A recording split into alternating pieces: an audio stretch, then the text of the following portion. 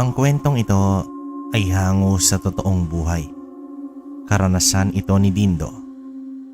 Nangyari ang kwentong ito taong 1966 sa lugar ng Zaraga, Iloilo. Magandang araw sa inyo mga kalakbay. Ang kwento na aking ibabahagi sa araw nito ay ang karanasang pinadala ni Dindo. Hindi niya tunay na pangalan. Kasalukuyan siyang nakatira ngayon sa Zaraga, Iloilo City. At ang karanasan niyang ibinabahagi ay nangyari taong 1966. Magandang araw mga kalakbay. Itago niyo na lang ako sa pangalang Dindo. Nakatira kami ng aking ina na itatago ko na lamang sa pangalang Mira.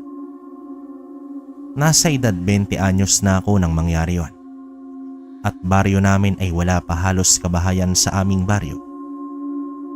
Magkalayo naman ang bawat isa at napapalibutan ang aming baryo ng purong kakawyan. Ang mga kabaryo namin ay nagtatrabaho sa palayan at nagsasaka sa bukid.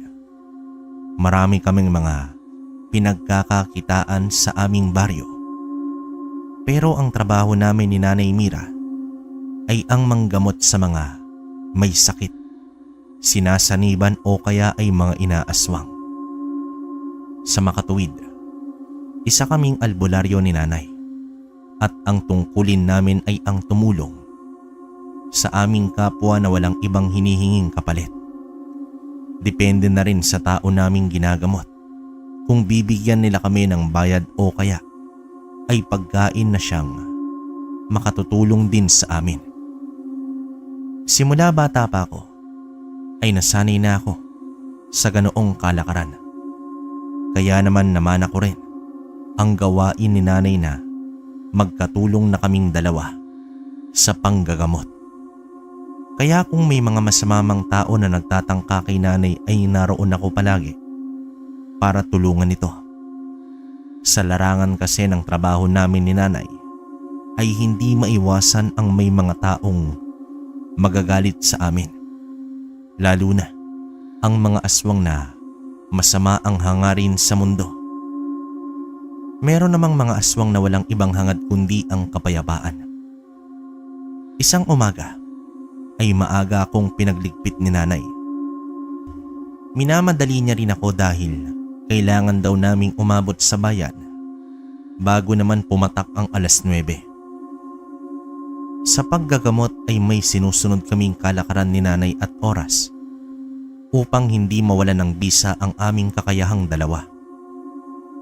Pasado 7:00 na ng umaga kami nakarating sa bayan at agad naming hinanap ang bahay ng matandang lalaki na magpapagamot sa akin.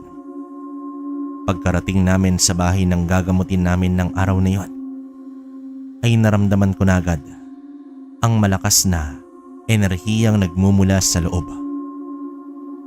Dito nilingon ako ni Nanay at base sa tingin na binigay niya sa akin ay may kakaiba nga sa bahay na yon. Pagpasok pa lang namin ay bumungad na agad sa amin ni Nanay itong si Aling Pasita na lumulutang sa ere. Sinasaniban ito.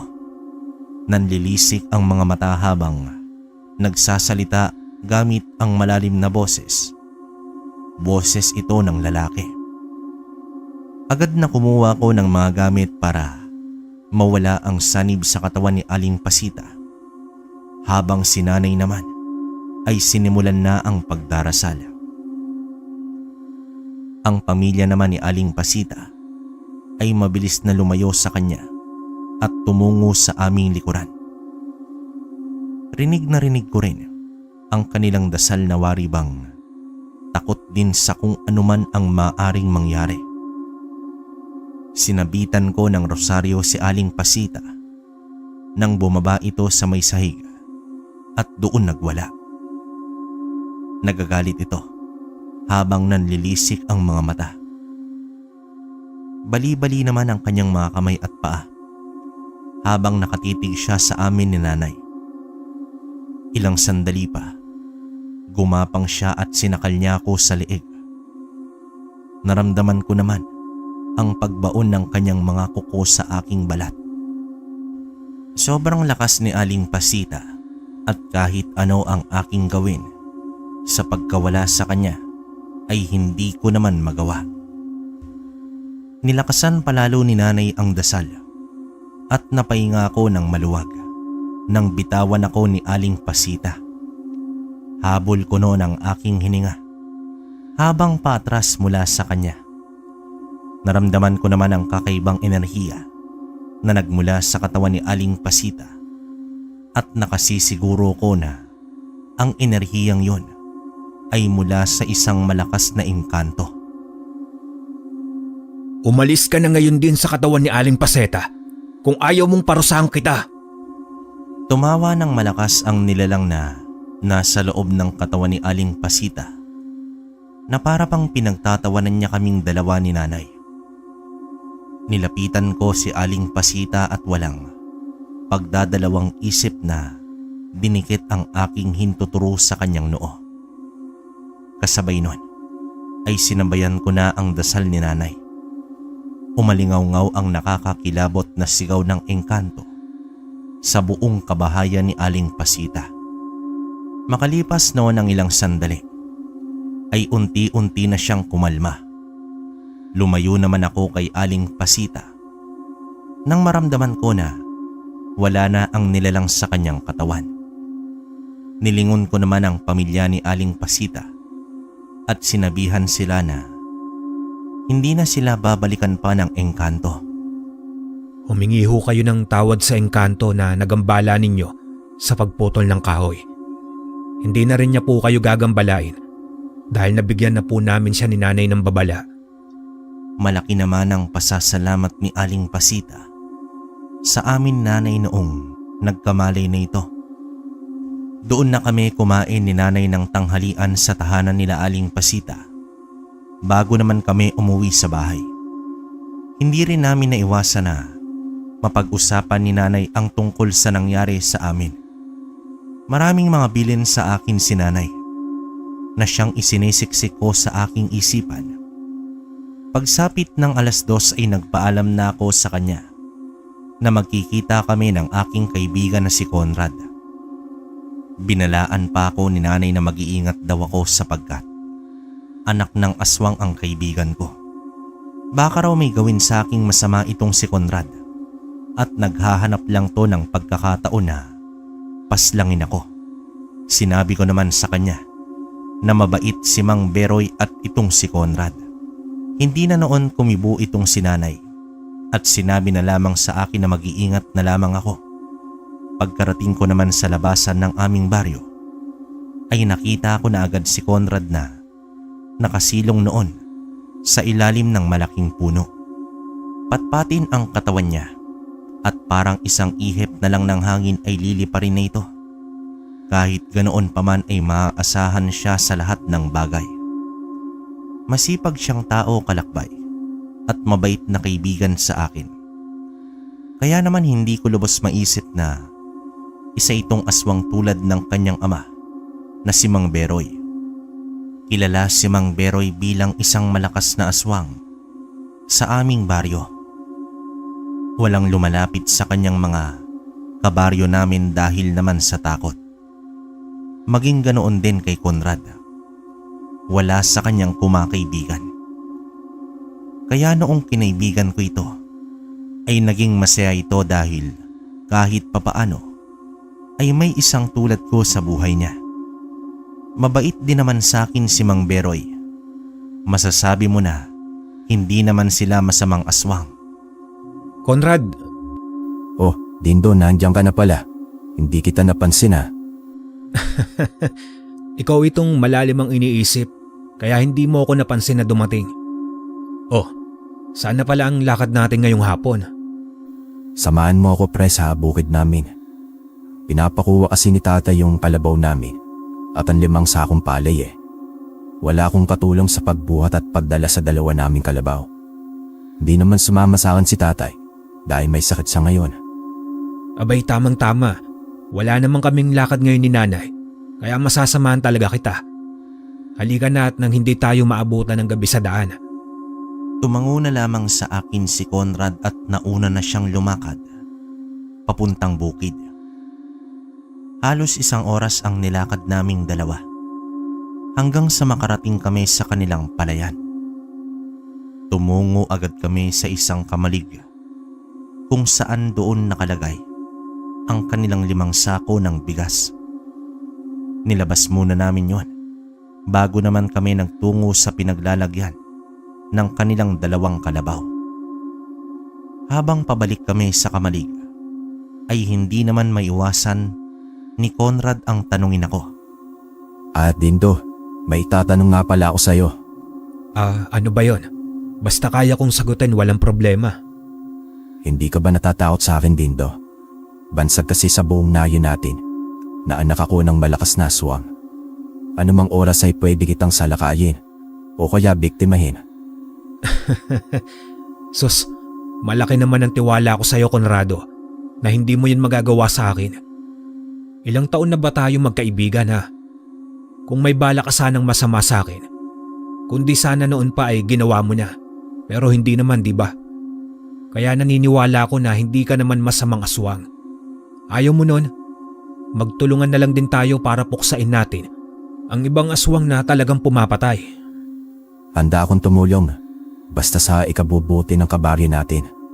Kakausapin ko rin si tatay tungkol yan nang matulungan namin kay ni Aling Mira. Yan talaga ang gusto ko sa'yo, pre. Panigurado talaga na matutuwa si nanay sa balitang ito. Bilisan na natin at nang makauwi na tayo. Nang sa ganun ay hindi tayo maabutan ng gabi sa daan. Huwag kang mag-alala, Dindo. Kasama mo naman ako eh. Walang masamang mangyayari sa'yo. Pambihira ka talaga, Conrad. Ibang klase talaga kapag may kaibigan akong katulad mo. Kinuha na nga namin ang 5 sako ng palay at kinarga yon sa kargahan na kinabit sa likuran ng 2 kalabaw. Pagkatapos noon ay naglakad kami pabalik sa aming baryo. Nang nilamon na ng dilim ang paligid, hindi ko naman maiwasan ang makaramdam ng kakaiba. Pakiramdam ko noon, kalakbay, ay may nakatingin sa amin ni Conrad. Pinagmasdan ko ang 2 kalabaw at parang may tinitingnan ang mga ito sa aming unahan. Panaka-naka ay humahangos sila. Nawari bang may masamang nilalang sa paligid. Lumapit naman ako ng bahagya kay Conrad sa kayto si Nico. Binulong ko sa kanya ang aking nararamdaman. Akala ko, Dindo, ako lang ang nakapansin. Kanina ko pa kasi pinagmamatyagan ang buong paligid. At mukhang may kakaiba nga. Dito ka lang, Conrad. Titignan ko lang din ang paligid. Hindi. Iwanan na muna natin ang 2 kalabaw. Itali muna natin sa puno. Saka natin alamin kung ano yung nararamdaman natin. Tumango naman ako sa planong yon ni Conrad. Tinali nga namin ang 2 kalabaw sa puno. Saka namin tiningnan ang buong paligid.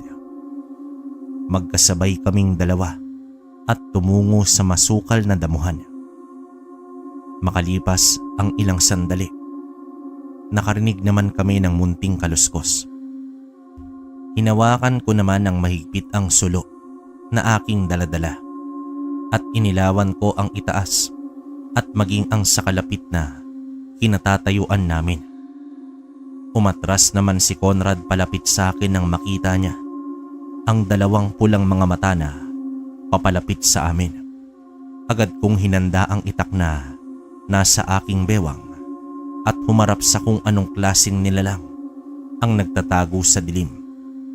Umahangos ito ng malakas na parabang tunog ng isang leon. Dindo, ano sa tingin mo ang nilalang na yan? Hindi ko rin alam eh. Pero base sa wangis niya, para siyang isang leon. Nako, Dindo, saan mo naman nakuha ang ideya na may leon dito sa baryo natin? Kaya nga eh. Pero biro lang naman yon. Para kahit papano mawala ang kaba ko. Pakiramdam ko kasi hindi rin naman ito engkanto. Magsasalita pa sana si Conrad nang bigla na lamang tumakbo sa kinaroroonan namin ang nilalang. Nanlaki naman ang aking mata nang sa akin siya tumungo at dinaganan ako sa aking dibdib. Noon ko na lamang nakita na isa siyang nilalang na bangkilan. Sinubukan kong makawala mula sa nilalang ng kahit ano ang gawin ko, ay hindi naman ako makawala. Malakas ito at parang walang balak na pakawalan ako.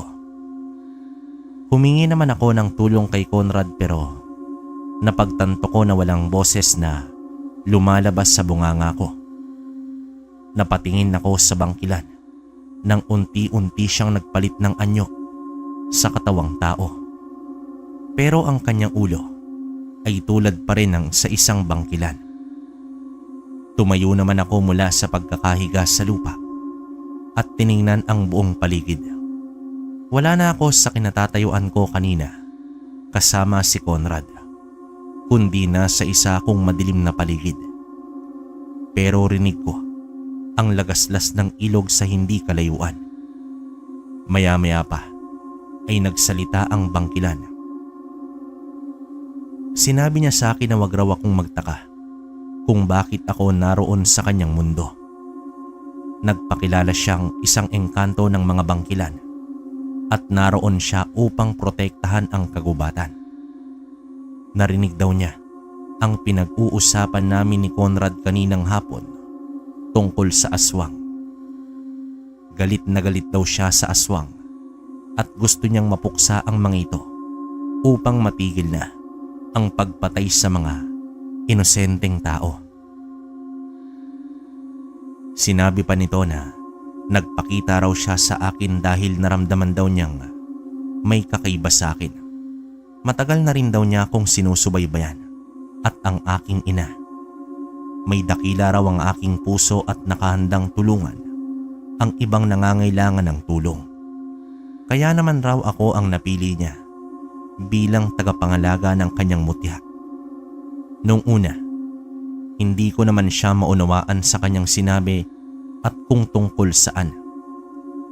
Pero nang hugutin niya ang kanyang isang pangil na umiilaw ay naniwala akong mutya nga ang binigay niya.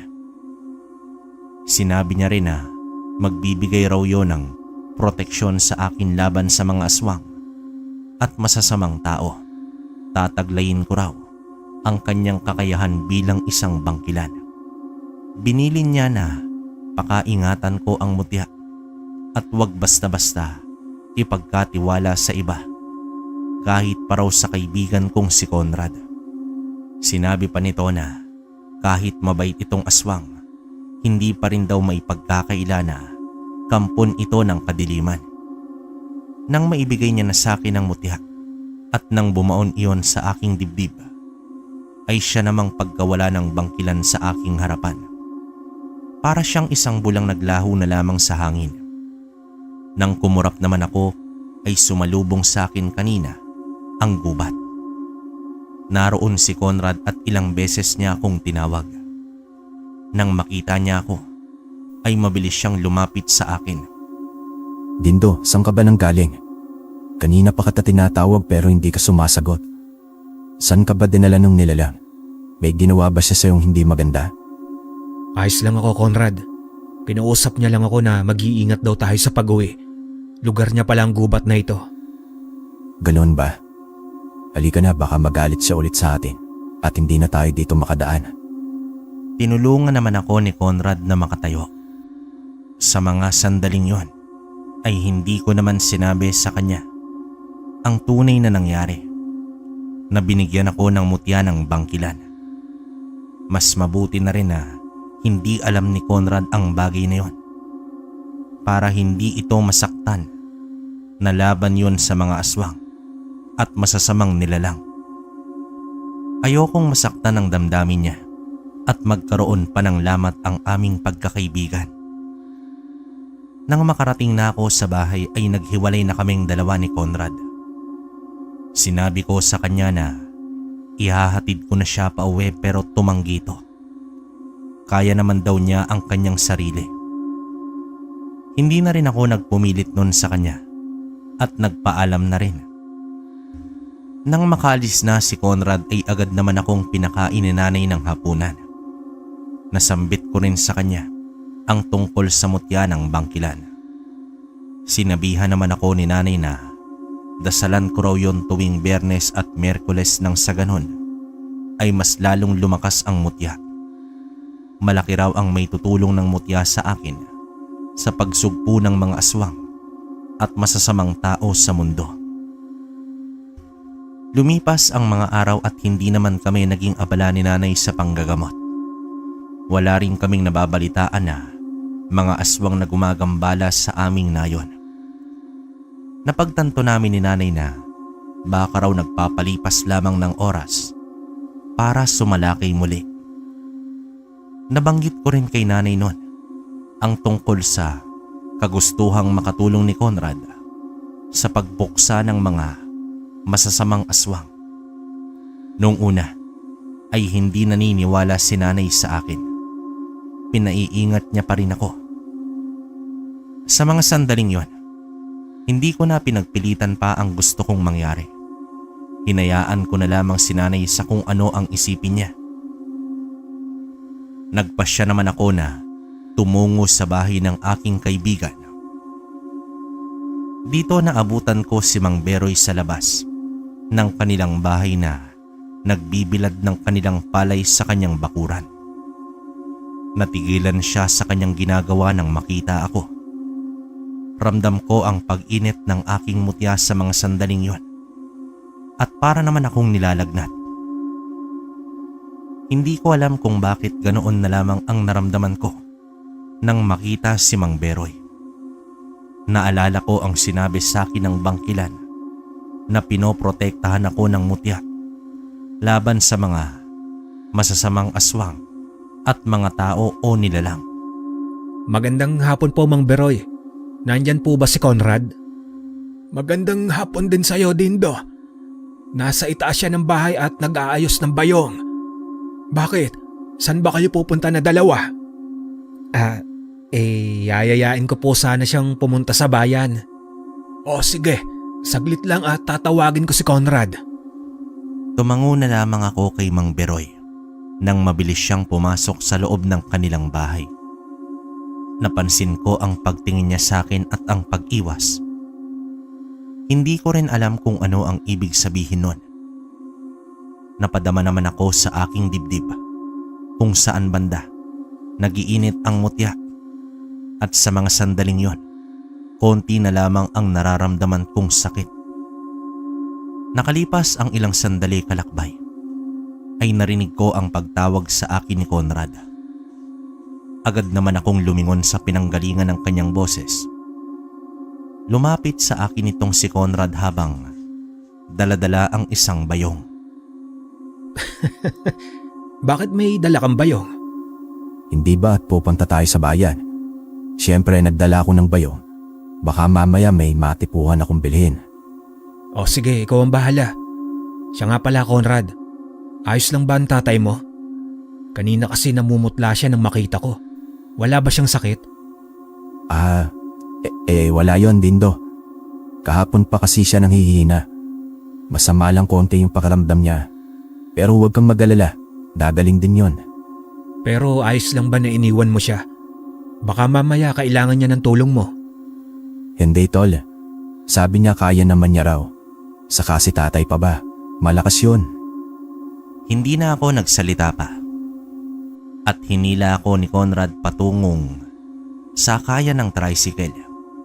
Napansin ko noong hinawakan ko siya ay agad niyang binawi ang kanyang kamay mula sa akin. Napansin ko rin na ang layo niya sa akin nang makaupo na kami sa loob ng tricycle. Na para bang iniiwasan niya ako. Nang tingnan ko siya at nakita kong namumutla ang kanyang mga labi. Sinubukan ko naman siyang kalabitin pero agad siyang umiwas. Tinanong ko siya kung ayos lang at ang sagot naman niya ay ayos lang daw siya. Tumango na lamang ako noon saka ipinagwalang bahala ang mga napansin kong kakaiba sa ikinikilos niya ng araw na yon. Tumungo na kami sa palengke pagkarating sa bayan at namili ng mga gamit na siyang gagamitin namin sa bukid. Bumili na rin ako noon ng ulam para sa amin ni nanay sa bahay. Pauwi na kaming dalawa ni Conrad at lulan na ng tricycle. Niyaya niya akong dumaan muna sa kanilang bahay. Hindi naman ako tumanggi at agad naman akong pumayag. Pagkarating namin sa baryo ay may tumawag sa akin. Si Mang Kopong. Humihingi ito ng tulong sa akin pero nang makita niya akong kasama si Conrad ay naurungan ito. Nilingon ko naman ang aking kaibigan at sinabi ko sa kanya na susunod ako pagkatapos kong tulungan si Mang Kopong. Hindi na nagtanong pa si Conrad at nauna na siyang naglakad pa uwi. Binalingan ko naman si Mang Kopong ng mga sandaling yon. Tinanong ko siya kung ano ang tulong na hinihingi niya. Yung anak ko, Dindo, ilang araw na siyang nakaratay sa katre. Hindi siya kumakain at kung minsan ay nagwawala siya tuwing sasapit ang kadiliman. Kaya kinulong namin siya silid niya. Kaya naisipan ko na tignan mo siya kung ano ang marapat na gawin. Sige ho, Mang Kopong. Samahan niyo po ako at nang matignan ko siya. Nandun siya sa loob ng bahay. Sumunod naman ako kay Mang Kopong sa loob ng kanilang bahay. Pagpasok ko ay agad kong naramdaman ang matinding pag-iinit ng aking mutya. Tumungo naman kami sa kwarto ng anak ni Mang Kopong. Pagbukas ng pinto ay sumalubong sa akin ang halos butot balat na lalaki. Nakapikit ang mga mata nito at sobrang baho ang kanyang amoy. Iisa lang ang sumagi sa aking isipan ng mga sandaling yon. Unti-unti siyang kinakain ng aswang para maging isa na ito sa kanila. Dito napatingin ako kay Mang Kopong at saka sinabi sa kanya na iwan niya muna ako at ang kanyang anak. Tumango naman siya sa akin bago lumabas ng kwarto. Sinara ko ang pinto at maging ang bintana ng kwarto ng anak ni Mang Kopong. Pagkatapos ay tiningnan ko ang buo niyang katawan. Hindi ko naman siya magawang hawakan sapagkat takot ako noon na baka mabali ang buto niya sa kamay o maging sa paa. Lumapit naman ako sa lalaki at ipinatong ko ang aking kamay sa kanyang noo. Pinakiramdaman ko kung may kakaiba sa kanyang katawan. Halos mahugot ko ang aking hininga nang makita ko na may gumagalaw sa loob ng kanyang sikmura. Mas lalong uminit ang aking mutya na animoy. Gusto nitong kumawala sa aking katawan. Pumikit naman ako at nagsimulang umusal ng dasal. Sa bawat bigkas ko ng mga salita ay siya namang pagsigaw ng malakas ng anak ni Mang Kopong. Bigla na lamang siyang namilipit at may gumagalaw sa kanyang sikmura. Waring gustong makaalis ng nilalang sa katawan nito. Mas nilakasan ko ang pagdarasal ng Latin hanggang sa kumalma ang nilalang sa loob ng tiyan ng lalaki. Pinagmasdan ko siya at naging normal na ang kanyang paghinga. Maya-maya pa ay narinig ko ang boses ng bangkilan na bumulong naman sa akin. Sinabi nito na hindi pa raw tuluyang magaling ang anak ni Mang Kopong. Kung hindi ko raw mapapatay ang aswang na may gawa, iisa lamang daw ang paraan kung papaano ito gagaling. Pinayuhan ako ng bangkilan kung ano ang dapat kong gawin sa mga sandaling yon. Hindi naman ako nagdalawang isip sa pagtitiwala sa aking gabay at dito sinunod ko ang kanyang payo. Mabilis kong nilisan ang kwarto at pagkalabas ko ay nakaabang si Mang Kopong sa akin. Kitang-kita ko ang kaba sa kanyang mga mata. Hinihintay niya akong magsalita. Pasensya na po, Mang Kopong. Hindi ko po mapapagaling ang anak ninyo. Maliban na lamang po kung mapapatay ko ang aswang na may gawa nito sa kanya. Kinakailangan ko po muna itong hanapin. Pero papaano ang anak ko, Dindo? Hindi na ba siya gagaling? Paano kung tuluyan na siyang patahin ng aswang? Yan ang hindi ko po papayagan na mangyari, Mang Kopong. Huwag po kayong mag-alala at hahanapin ko po ang aswang na may gawa nito sa anak nyo. Pangako ho, gagaling po siya. Sisiguraduhin nyo lang ho na walang sino man ang makakalapit sa kanya at hindi ho siya makakalabas ng silid na ito. Babalik po ako dito bukas. Maraming salamat sa iyo, Iho. Aasahan ko yan. Nagpaalam na rin ako noon kay Mang Kopong at umuwi na. Dumaan na muna ako sa bahay ni Conrad.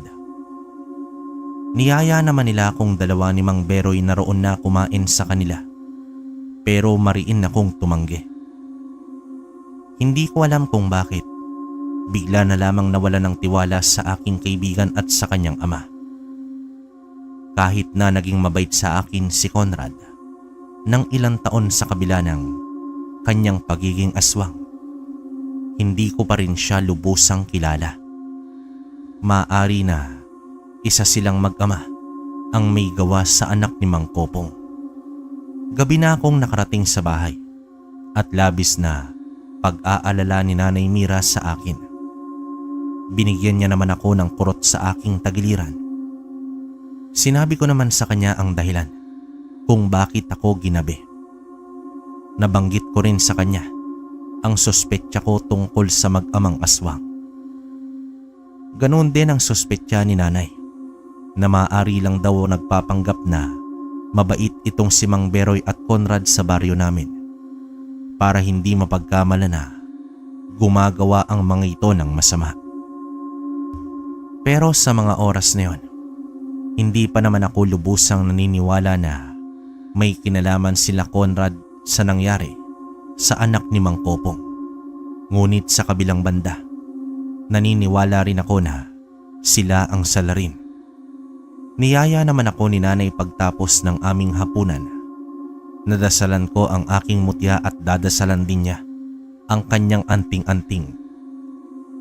Bago kami natulog ay pinagplanuhan muna namin kung papaano hahanapin ang aswang na gustong kunin ang anak ni Mang Kopong.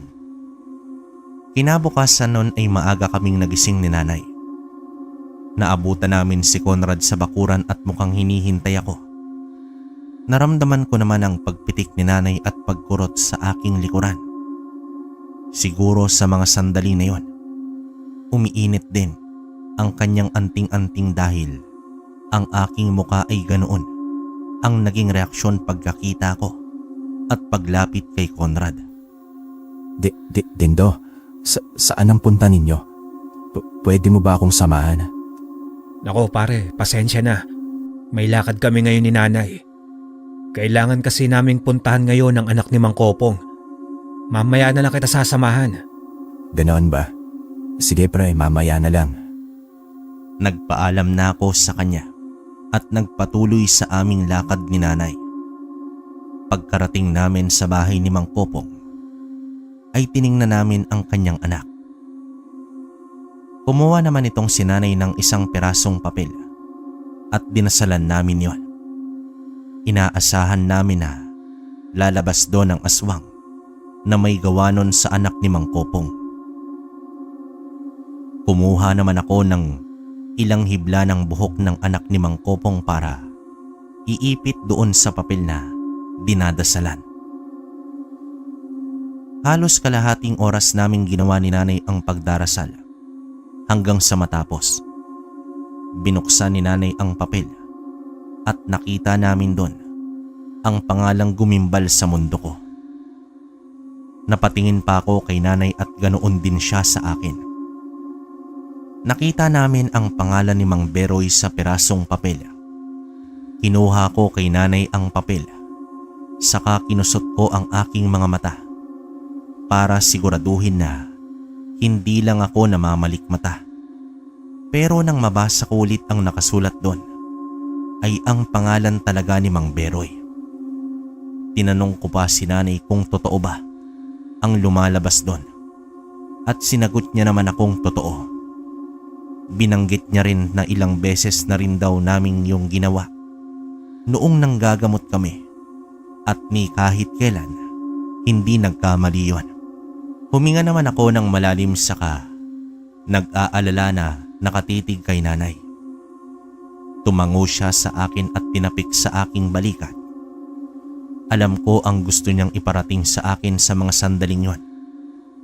Kinakailangan kong tanggapin ang katotohanan na si Mang Beroy ang may sala kung bakit ganoon ang nangyari sa anak ni Mang Kopong. Pagkatapos naming bigyan ng uling dasal ang anak ni Mang Kopong, ay binigyan din namin ito ng anting-anting laban sa mga aswang at masasama ang loob.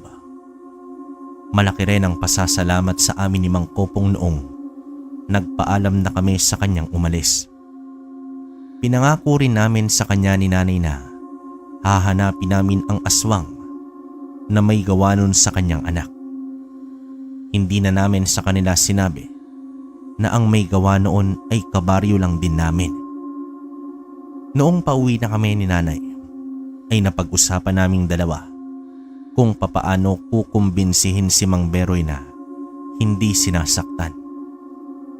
Inamin ko naman sa kanya ng araw na yon na nahihirapan akong mag-isip dahil ama ni Conrad ang pinag-uusapan namin. Naunawaan naman ako ni nanay. Pero sinabi na kailangan daw naming gampanin ang aming tungkulin. Wala na akong nagawa nun, kalakbay, kundi ang pumayag sa gusto ni nanay. Mas pipiliin ko pa rin ang tumulong sa aking kapwa dahil yun ang alam kong tamang gawin sa mga sandaling yon. Pagsapit ng hapon ay nagpasya kami ni nanay na tumungo sa bahay nila Mang Beroy at Conrad. Ilang beses muna kaming nagtawag sa kanilang bakuran bago lumabas si Mang Beroy at harapin kaming dalawa ni nanay. Naging malayo ang kanyang distansya sa amin at takot itong makalapit. Alam ko na natatakot siya sa anting-anting ni nanay at sa aking mutya. Anong ginagawa niyo ritong dalawa? Wala rito si Conrad kung siya ang hinahanap niyo. Nasa bukid pa siya at mamaya pa siguro ang uwi niya. Hindi po siya ang sadya namin ni Nanay Mang Beroy. Nandito ho kami para kausapin ka tungkol sa kalagayan ng anak ni Mang Kopong. Gayong alam na ninyo na ako ang may pakananon. Ano ang magagawa ninyo? Hindi nyo na siya mapapagaling o mababawi pa. Tinatanggap na ng katawan niya ang nilalang sa loob ng katawan niya. Isa lang ang ibig sabihin nun. Tuluyan na siyang magiging alipin ko. Bakit niyo po ginagawa yan, Mang Beroy? Akala ko ho ba ay nagbago na kayo? Akala ko ay mabait na kayo. Yun pala ay hindi. Oh, bakit? Kailan ko ba sinabi sa'yo na mabait ako, bata? Si Conrad lang sa'yo ang mabait. Kung hindi dahil sa anak ko, ay baka matagal ko na kayong pinatay na dalawa. Kung hindi rin sana kay Conrad, baka matagal ka na naming kinalaban ni nanay. Ngayon, Mang Beroy, bawiin mo ang ginawa mo sa anak ni Mang Kopong. Kung hindi ay baka mapilitang kaming dalawa ni nanay na kalabanin ka. Wala akong dapat na bawiin. Ginawa ko lang ang bagay na yon para hindi ako mamatay. Alam ni Conrad ang ginawa ko, kaya hindi niyo ako mapipilit. Kung gano'n ay wala na akong magagawa pa, Mang Beroy, kundi ang kalabanin ka namin.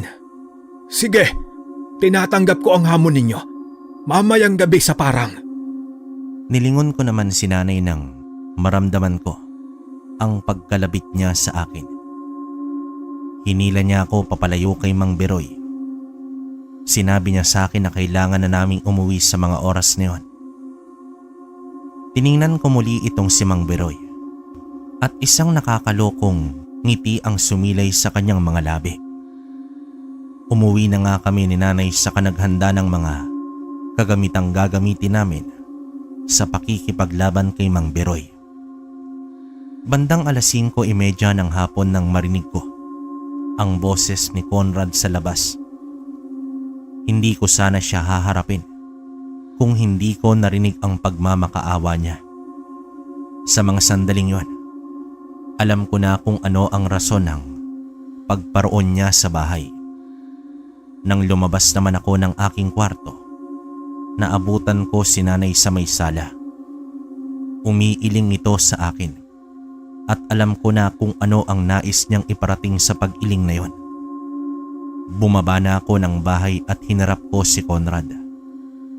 Agad naman siyang lumapit sa akin at hinawakan ako sa aking braso. Dindo, huwag ninang ituloy ng nanay niyo ang paglaban mamaya kay tatay. Nagmamakaawa ako sa iyo. May malalim na rason kung bakit niya yung ginagawa sa anak ni Mang Kopong. Kung gano'n ay matagal mo na palang alam. Pero hindi mo sinabi sa akin. Nasa na ang pangako mo na wala kayong ginagawang masama ng tatay mo sa mga tao? Akala ko ba ay mga mababait kayo? Yun pala isa rin kayo sa mga masasamang aswang. Kaibigan kita, Conrad, dahil nakikita kong mabait ka at tunay. Pero ngayon, hindi ko na alam kung ano pa ang totoo sa hindi. Nagawa ko lang ang pagtakpan si tatay dahil ayoko siyang mamatay. Masama ba na maging makasarili ako para sa aking ama? Bakit ko naman itatanggi ang bagay na kung pwede naman, buhay ng tatay ko ang nakasalalay dito. Kaya mas gugustuhin kong mamatay ang anak ni Mang Kopong kapalit ng pagkabuhay ng aking ama. Doon ko napagtanto na hindi lang bilang alipin ang gustong mangyari ni Mang Beroy sa anak ni Mang Kopong kundi gawin itong katawan niya. Binubuhay niya ang nilalang na mula sa kanya sa katawan ng anak ni Mang Kopong para hindi siya mamatay. Isinalin niya ang kanyang itim na bertod dito. Kumuyom ang aking kamay dahil naman sa galit. Pinapahalagan ko ang pinagsamahan namin ni Conrad pero hindi ko makakaya na may mamatay na inosente dahil lang sa pansarili nilang interes. Pasensya na, Conrad, pero hindi ko maibibigay ang gusto mo. Kung ganon Dindo, kalimutan na natin ang pagkakaibigan nating dalawa. Simula sa araw na ito, isa na kitang kaaway. Bago pa ako makasagot kay Conrad ay mabilis na itong lumisan. Paglingon ko naman sa bahay ay nakita ko si nanay na nakatayo sa bandang tarangkahan at matamang nakikinig pala at nanonood sa aming pag-uusap ni Conrad. Tumango naman siya sa akin na waribang sinasabi na magiging ayos lang ang lahat at tama naman ang aking ginawa. Pagsapit ng gabi ay tumungo kami sa parang. Habang naghihintay sa pagdating ni Mang Beroy ay dinadasalan namin ang aming anting-anting at putya. Makaraan ang ilang sandali ay dumating na nga si Mang Beroy at sa hindi ko inaasahan. Kasama nito ang kanyang anak na si Conrad. Kitang-kita ko ang galit sa kanilang mga mata habang nakatitig sa amin. Tumayo naman kami ni nanay mula sa pagkakaluhod at hinarap namin silang dalawa. Magkaharap noon si nanay at Mang Beroy habang ako ay kaharap ko si Conrad. Kahit ni konting pagmamalasakit at awa ay wala akong makita sa mga mata niya. Kundi nakikita ko ang pot at galit sa mga mata niyang nakatitig sa akin noon. Simulan na natin ang laban na ito. Wala nang dapat na hinihintay na oras at pagkakataon. Nandito lang naman kayo para patayin kami ng anak ko, di ba? Para iligtas ang anak ni Kopong. Pwede namang hindi umabot sa ganito, Mang Beroy. Hayaan niyo ho na tulungan ka namin ni nanay na gumaling sa sakit ninyo. Malay po ninyo at baka makatulong kami. Hindi na. Hindi ko kailangan ng tulong ninyo. Huwag ka na magbait-baitan, Dindo. Alam ko na wala kayong intensyon na mag-ina na buhayin kami. Balak na talaga kaming patayin. Hindi totoo yan. Hayaan nyo kaming dalawa ni nanay na humanap ng gamot para kay Mang Beroy. Pinapangako ko na gagaling siya. Isa kaming albularyo ni nanay. Kaya sigurado akong mahahanapan namin ng gamot ang tatay mo sa dinaramdam niya. Medyo naimasmasan si Conrad ng mga sandaling yon. Kaya napatingin siya sa kanyang ama na mukhang nagulat din. Ang galit na namuo sa kanilang mga mata kanina ay napalitan ng pag-asa na tumingin sila sa amin. Napangiti ako nang tiningnan si nanay. Tinapik niya ako sa balikat at saka siya ngumiti. Parang pinaparating niya sa akin na nagtagumpay ang aming plano. Kaya noong medyo bumaba na ang tensyon na namamagitan sa amin at kina Conrad ay napag-usapan na namin ang tungkol sa sakit ni Mang Beroy. Sige, binabawi ko na ang nilalang sa anak ni Kopong. Pero ipangako niyo rin sa akin na pagagalingin ninyo ako.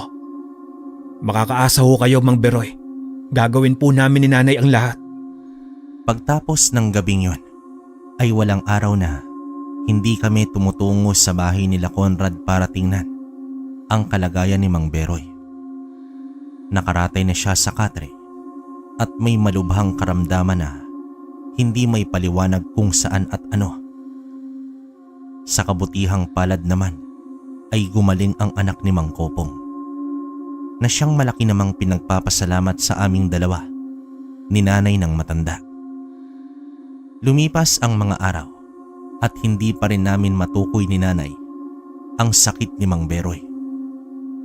Wala pa kaming alam kung papaano gagawin para mawala ang sakit nito. Isang araw ay masinsinan kaming nag-usap ni Nanay tungkol sa paraan ng paggamot namin kay Mang Beroy. Ang naisip naming solusyon ay angkunin ang bertud sa katawan nito. Sa gayong paraan ay mawawala ang pagkaaswang nito at maaaring gumaling siya sa kanyang sakit. Sinabi naman namin ang tungkol sa bagay na yon kay Conrad. Noong una ay nagdadalawang isip pa ito at ayaw pumayag sa gusto namin ni Nanay, pero sa huli, sa kagustuhang mailigtas ang ama mula sa kamatayan ay pumayag ito. Dito isinagawa namin ni Nanay ang ritual sa paggamot sa aswang. Naging matagumpay naman kaming dalawa. Nakuha namin ang bertud sa katawan ni Mang Beroy. Ikinatuwa namin yung dalawa ni Nanay at siyang pinagpapasalamat sa amin ni Conrad. Naging mabuti ang kalagayan ni Mang Beroy sa mga sumunod na araw. Akala naming dalawa ni Nanay ay maayos na ang lahat. Pero dumating ang araw na bigla na lamang nang hina si Mang Beroy na ipinagtaka naming dalawa ni Nanay. Maging si Conrad ay hindi rin may paliwanag ang nangyayari. Sinabi naman sa akin ng bangkilan, ang gabay ng aking mutya, na dahil sa isang aswang si Mang Beroy at sa buong buhay nito ay nakadepende ang katawan sa bertud. Kaya mamamatay pa rin si Mang Beroy kahit na ano ang mangyari. Kaya kinakailangan na ipasa ang bertud sa ibang tao para tuluyan na mabuhay ang katauhan ni Mang Beroy. Sinabi ko naman ang tungkol doon kay Conrad at labis siyang nagalit sa akin. Ano Dindo? Masaya ka na ba? Na mamamatay na ang tatay ko? Nasaan ang pangako mo na pagagalingin mo siya? Pasensya ka na, Conrad. Hindi ko alam na ito ang kalalabasan ng paggamot namin ni Nanay sa tatay mo. Kahit na, pinangako mo sa akin na gagawin mo ang lahat para tulungan ang tatay ko. Pero ano ang ginawa ninyo? Unti-unti niyo siyang pinatay. Simula sa araw na ito, Dindo, sinusumpa ko papatayin kita sa oras na mawala ang aking ama. Simula ng araw na yon, hindi na ako kinausap pa ni Conrad. Nabalitaan na lamang namin ni Nanay na namatay na nga si Mang Beroy. Hindi na naglamay si Conrad at pinalibing na niya ang ama. Ilang araw na walang paramdam si Conrad matapos ang libing ni Mang Beroy. Nababahala na rin ako dahil baka kung ano ang gawin niya sa amin ni Nanay sa mga sandaling yon. Ramdam ko kasi ang galit niya sa amin at kung sakali man na maghiganti siya, handa naming harapin yon ni Nanay. Isang gabi noon kalakbay, abala kami ni Nanay sa paghahapunan nang makarinig kami ng alulong ng aso sa labas. Pagkatapos nun ay may kalabog kaming narinig sa may bubungan. Naramdaman ko ang pag-init ng mutya. Napatingin ako kay Nanay na nakatitig din pala sa akin. Sinabi niya na naroon raw si Conrad at hindi ito nag-iisa. Wala naman kaming sinayang na oras ni Nanay at naghanda kami sa labanang magaganap ng gabing yon.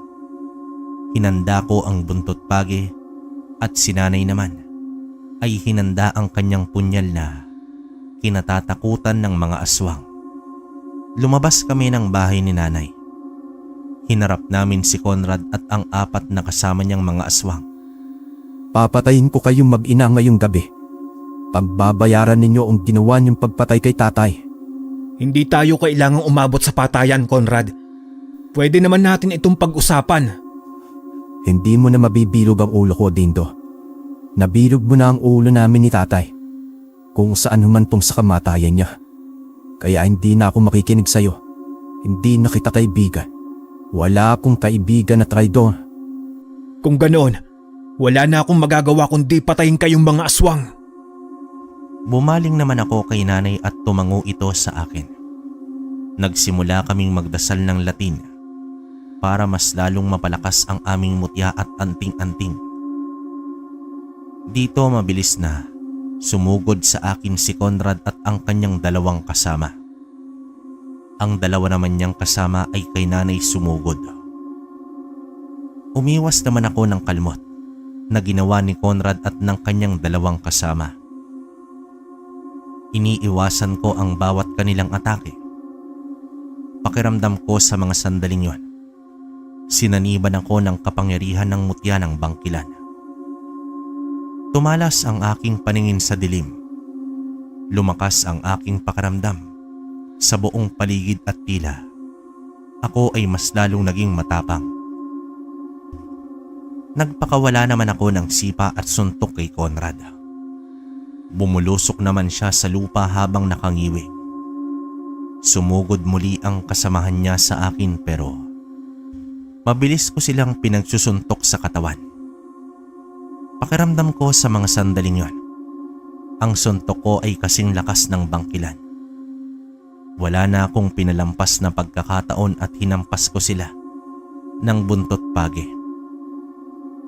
Dito umalingaw sa buong kagubatan ang sigaw ng 2 kasamahan ni Conrad. Tinawag ko naman si nanay at mabilis niyang sinaksak ang 2 ng kanyang hawak na punyal. Nagdikit ang likod namin ni nanay at hinarap naming 2, si Conrad at ang 2 pang natitira. Galit na galit silang nakatitig sa amin na parabang kahit na anong oras ay nakahanda silang patayin kami ni nanay. Pero yun ang bagay na hindi ko hahayaang mangyari. Dito mabilis kong hinila ang kamay ni nanay, saka siya binuhat sa ere. Sinipa ni nanay ang 3, dahilan para sumadsad naman sila sa lupa. Ako naman ang sumunod na naghampas ng buntot pagi sa kanila. Subalit natigilan ako nang dumagan sa aking likuran si Conrad. Nakapagpalit na siya ng anyo ng mga sandaling yon. Para siyang isang taong aso. Pulang-pula ang kanyang mga mata. Matatalim ang mga ngipin at gusto na akong sakmalin. Hinawakan ko ang kanyang balikat pero agad naman akong napasigaw ng kagatin na lamang niya bigla ang aking braso. Subalit hindi naman ako nagpatinag doon. Hinila ko siya sa aking buong makakaya at hinampas ko ang kanyang katawan sa lupa. Kita ko noon ang paghihirap sa natamo niyang sakit. Dinaganan ko siya sa kanyang tiyan at nagpakawala ako ng sunod-sunod na suntok sa kanyang muka. Nakita ko kung papaano siya bumalik sa anyong tao. Pinagmasdan ko ang dugoang mukha ni Conrad at habol niya na ang kanyang hininga. Ilang sandali pa ay nawalan siya ng malay. Lumapit naman sa aking tabi si nanay at tiningnan niya ang sitwasyon ni Conrad. Sinabi niya sa akin na kailangan daw naming dalhin sa loob ng bahay ito. Napatingin naman ako sa 2 pang kasama ni Conrad na tumatakbo na ang mga ito palayo. Tumakas na ang 2 at iniwan nila sa amin si Conrad. Tinulungan ako ni nanay na dalhin si Conrad sa loob ng aming bahay. Pagkatapos nun ay inihiga namin siya sa upuang kahoy. Itinali ko naman ang kanyang kamay at paa para siguradong hindi ito makakawala. Kumuha ng mga gamit si nanay at inilapag niya yon sa maliit na mesang kahoy. Nagsindi ito ng 2 kandila at insenso. Kinuha niya ang isang basahin na Latin at ibinigay yon sa akin. Nung una ay nagtataka pa ako.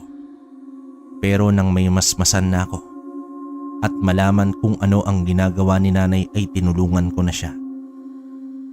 Dinasalan namin si Conrad.